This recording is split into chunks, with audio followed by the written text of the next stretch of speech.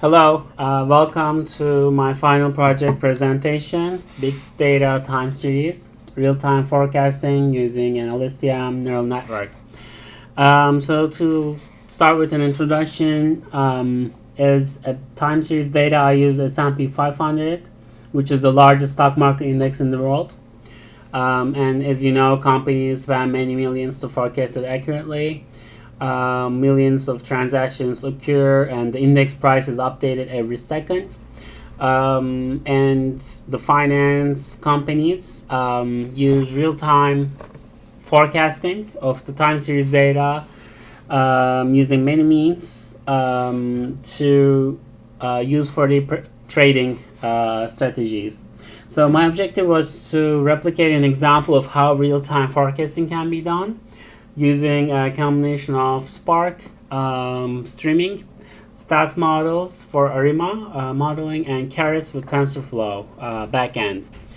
So here you can see the data set I have downloaded from the Yahoo Finance. It's in a CSV format, and it's going back to 1990s. So I looked for a data set that is like minutely or secondly frequency, but I wasn't able to find anything that is free. So therefore, I just use the daily data as a sample, but this approach can be used for secondly data as well. So my solution architecture here is basically summarized in the slide. So basically, I have the S&P 500 data. The first part is the modeling part, and two approaches stand out. One is the ARIMA approach, which is the autoregressive integrated moving average, and I use the stats models module in Python for that.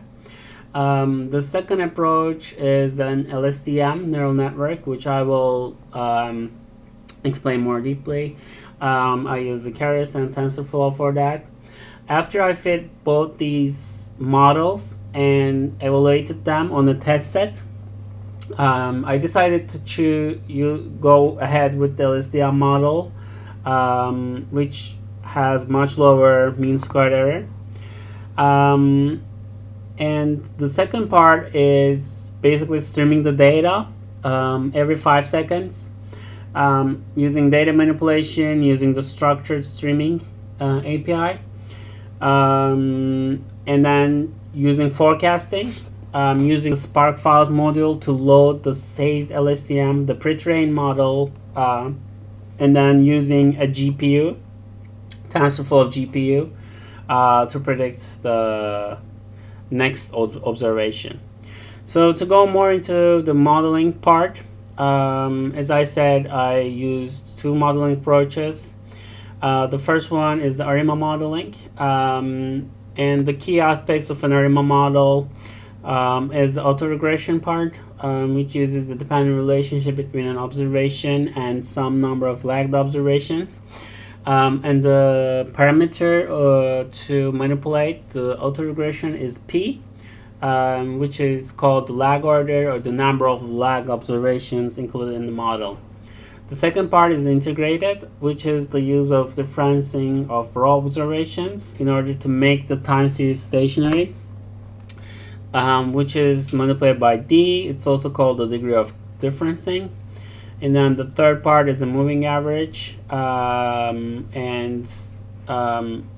it uses the dependency between an observation and a residual error from a moving average model. And we are able to manipulate the size of the moving average window. So of course, a lot more can be read and studied about this ARIMA model. Just to give you a basic introduction. So that's what ARIMA model does. And here, let me run the script. So here I used the S&P 500, manipulated the data. Here you can see a plot of the script. Here I split the data set into training and test data sets. And then I fit the model using a 511 PD and Q values I used some trial and error, but basically this was a pretty good fit. And then I plotted the residuals, as you can see. Like for every day, you can see the residuals. And then I use the predictions predicted for the data using the test set, and calculated the mean squared error for the test set, which is like a 70,000. And then I plotted here you can see in the blue line, that's the prediction, and then the red line is the confidence interval. As you can see, the S&P 500 forecast is mostly within the confidence interval, but as time progresses, the confidence interval increases, and it becomes quite high at the end, like of this 2-year test set period. The IRMA model is able to predict the rising trend pretty well, but it's not able to predict the momentum or the rate of increase, really. So the second approach I used was here, as you can see, the long short-term memory neural network. We already went into detail in the lecture, so I'm not going to explain the LSTM model to save time. But it's basically a very good neural network architecture that can be used to predict from sequential data sets such as time series. I use the Keras library together with TensorFlow. Since it's quite easy to use and we're able to do fast experimentation with it, as you can see in the documentation website as well, it's quite friendly and modular. It's able to do like convolutional neural networks and recurrent networks as well, and it's able to use both CPU and GPU. And I have already integrated my GTX 1080 GPU with the installation of TensorFlow, and I use that to train the model, and we will use it to predict for the real-time streaming as well. And the neural network architecture I used was here you can see 2 layers. So let me start and to show you here. This is basically the part where I read the data, I then manipulate the data so that using it 200 days of observations,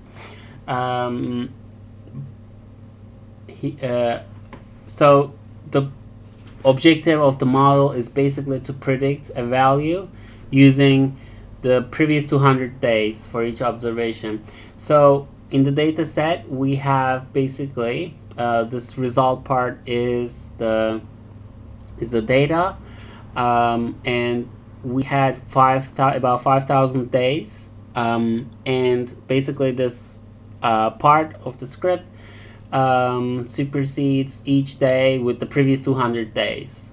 And then, as you can see here, basically the x is the predictor variables, which are the previous 200 days for each day in the data set. And I again split the test and training sets. So here you can see, for example, just to show you a glimpse of the data set. So it's also normalized. These are basically the percentages, the percentage changes based on the first day. Since normalization helps with training and also prediction accuracy. So I used 2 layers for the LSTM model. The first layer is basically 200 nodes, so each node is for each previous day. And then I used a dropout to account for overfitting, and then I added another layer which is about 100 nodes, and then finally a dense layer to predict just one value.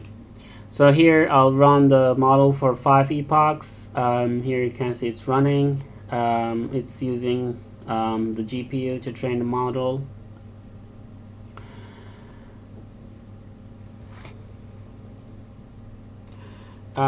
After the model training is complete, I predicted each value. So based on for the test data set, based on each 200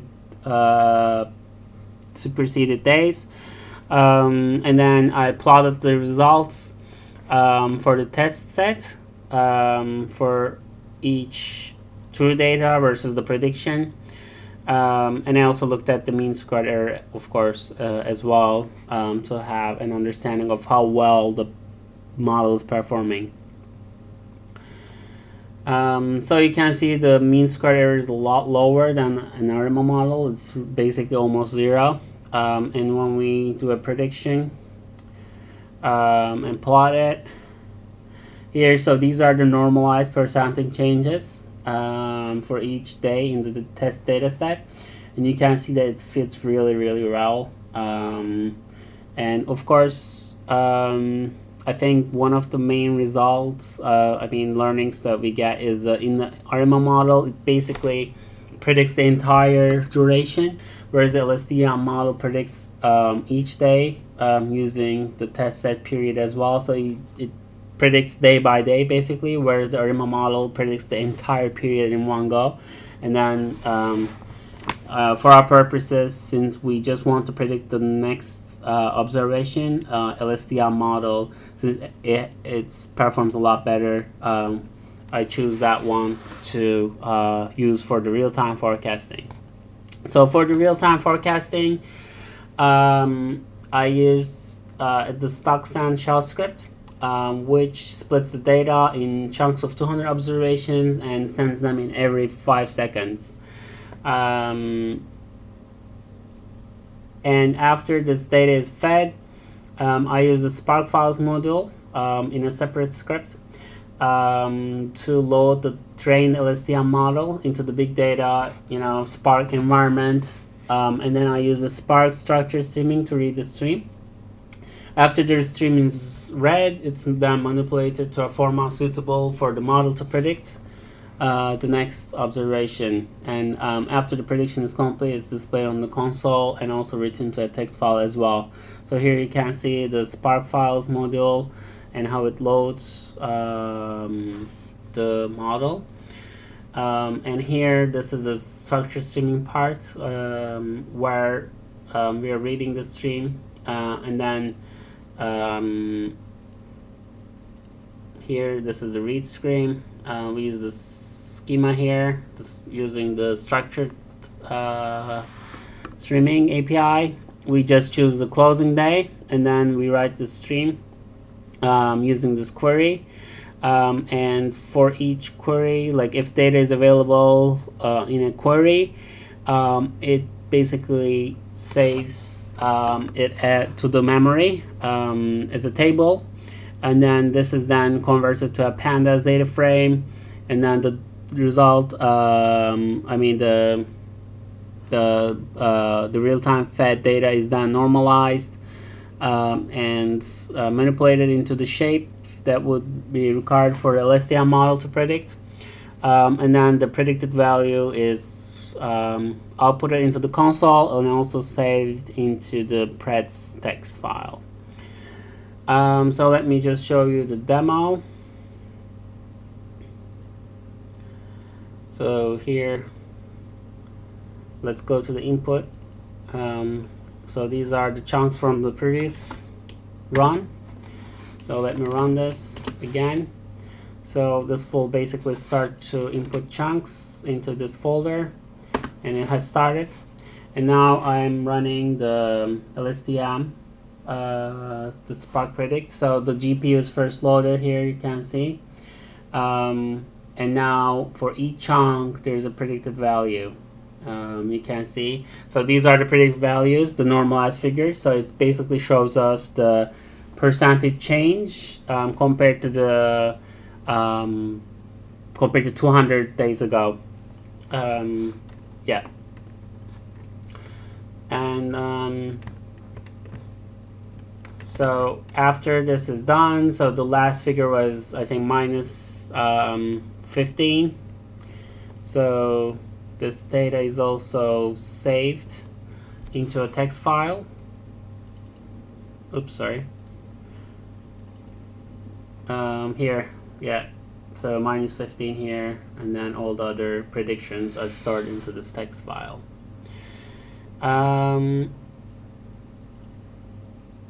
So in order to conclude, as you can see, we can use the streaming data. It can be manipulated, and using pre-trained models, we're able to do real-time predictions. And if the models are good enough, they could be used in a real time by cell stocks environment, like in an algorithmic training environment. Of course, models, I mean, just as a caution, models really perform well in the trading environment, and it has to be tested thoroughly in back testing and forward testing environments, and then applied. But I think this was a good example of how the technologies that we have learned, basically, and using variations of it, we're able to do similar to what algorithmic trading companies can do. Thank you very much.